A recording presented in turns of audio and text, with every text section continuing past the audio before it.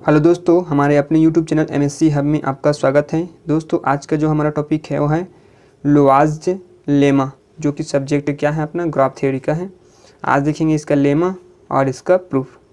Very important lemma है ये graph theory का, कई बार एग्जाम में पूछे गए हैं और संभवतः इस साल भी पूछे जा सकते हैं, तो इसे बेशक करके जाइएगा। ये लेमा क्या कहता है कि for any graph G the three properties P1, P2, P3 are equivalent. तो ये जो लेमा कहता है इनकी तीन प्रॉपर्टीज है P1, P2 और P3, ये तीनों हमारा इक्विवेलेंट होना चाहिए। या इसको एग्जाम में कुछ दूसरे तरीके से भी पूछा जाता है कि state and approve perfect graph theorem by Lovasz lemma.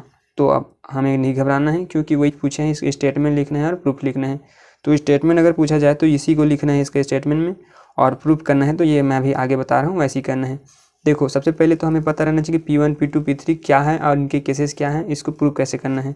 पहला केस क्या बोलता है कि suppose P1 if and only P3, अगर P1 है तो उसे इक्विवेलेंट किस में होना चाहिए, P3 में होना चाहिए। सेम वैसी P2 इफ़ P3, अगर P1 है तो वो P3 भी होगा।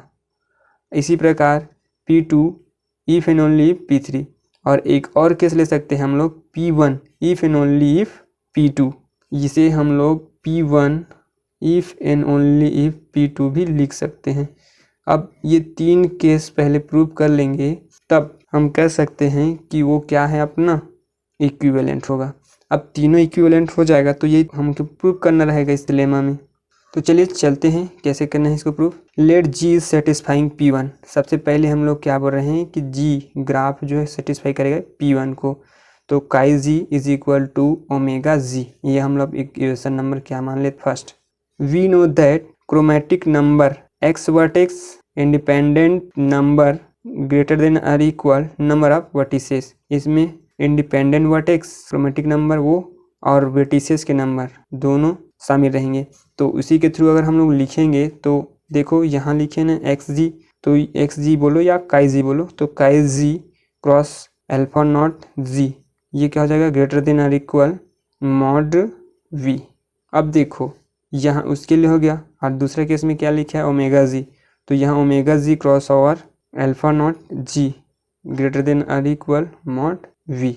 इस प्रकार क्या हो जाएगा जी इज सेटिस्फाइंग ऑफ 3, इसलिए जी किसको सेटिस्फाई कर रहा है P3 को, इसलिए हम कह सकते हैं कि P1 if P3 is true, जो कि सेकेंड केस हम लोग प्रूव कर दिए। ये भी बोले हैं ना P1 इफ़ P3, ये देखो second number P1 if P3।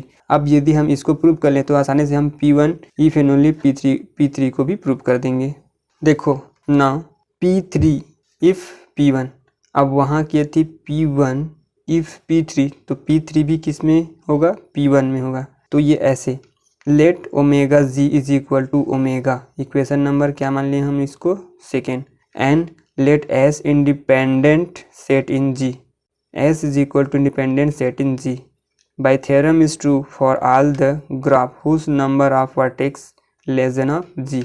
तो इसके लिए एस हम लिख करके चले हैं, और जो कि इंडिपेंडेंट सेट किस पे ग्राफ जी पे हैं, तो फॉर जी माइनस एच, तो इसके लिए काई अब फंक्शन के रूप में जैसे वहाँ लिखे थे एच और जी के लिए, वैसे ही यहाँ लिखेंगे काई G minus H omega G minus H, तो chi G minus H and omega जी, और इसका वैल्यू अब हम लोग क्या मान लेंगे -1। तो देखो यहाँ से -1 हुआ है, तो x G minus H is equal to omega, एक फंक्शन को हम लोग लेंगे ओमेगा के, क्योंकि शुरू में मान लिए हैं इक्वेशन नंबर 2 में यहाँ कि omega G is equal to क्या है ओमेगा, तो ये ओमेगा माइनस क्या हो जाएगा 1। तो इस प्रकार G minus S can be coloured by omega -1 colours. तो अगर इसे हम लोग कलर करेंगे तो ये ओमेगा -1 क्या हो जाएगा यूजिंग वन एक्स्ट्रा कलर, तो इसके लिए एक एक्स्ट्रा कलर भी होगा। Then total graph G can be coloured by, तो इसके लिए हम लोग जो टोटल ग्राफ लेंगे वो कलर क्या होगा chi G minus S is equal to omega -1 + 1। अब एक एक्स्ट्रा लेंगे उसमें, तो एक एक्स्ट्रा इसमें क्या हो जाएगा ऐड हो जाएगा, तो दोनों क्या हो जाएगा आपस में कैंसिल, तो बचा क्या अपना ओमेगा कलर। यानी कि टोटल अगर हम देखें तो chi G is equal to क्या आता है ओमेगा। इस प्रकार हम कह सकते हैं कि जो काइस जी है वो ओमेगा जी के इक्वल होगा। कहाँ से? इक्वेशन नंबर सेकेंड से। देन जी सेटिस्फाइंग P1, इसलिए हम कह सकते हैं कि जी जो है सेटिस्फाई कर रहा है P1 में। अब इस कंडीशन में हम क्या कर सकते हैं कि जब P1 बराबर है तो P3 भी बराबर होगा, तो P3 is equal to P1, यानी हम अब कह सकते हैं इसको कि P3 if and only if P1। अब ये जब प्रूफ हो जाता है तो हम कह सकते हैं कि P3 जो है बराबर होगा किसमें? P1 के लिए भी। This is true. Now P2 if and only if P3। अब P1 और P3 के लिए हो गया। अब हम देखेंगे P2 और P3 के लिए सेम वैसे ही करना है इसमें भी। वी नो दैट, हम जानते हैं G is alpha not perfect. If G bar is chi perfect then G is satisfying P2, तो G को सेटिस्फाई करना चाहिए P2 में। देन G बार सेटिस्फाइंग P1, अब G बार को सेटिस्फाई करना चाहिए P2 में, और इफ एंड ओनली इफ की कंडीशन में भी G बार को सेटिस्फाई करना चाहिए इसमें P1 में, बट बाई इक्वेशन 1। अब इक्वेशन 1 से हम लोग को क्या पता है कि इक्वेशन 1 क्या कहता है कि G बार जो है सेटिस्फाइंग P3 हमें पता है, अभी हम लोग प्रूव भी कर चुके हैं कि G बार जो है P3 को सेटिस्फाई करता है। तब इफ एंड ओनली इफ की कंडीशन में G सेटिस्फाइंग P3, तो जब G बार इसको सेटिस्फाई कर रहे हैं P3 को, तो G को भी किस में करना चाहिए? सेटिस्फाई P3 में।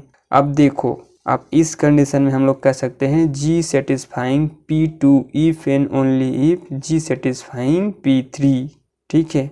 तब क्या हो जाएगा? वो P2 if and only if P3, जिसे हम लोग प्रूफ कर रहे थे ना, वही किए हैं।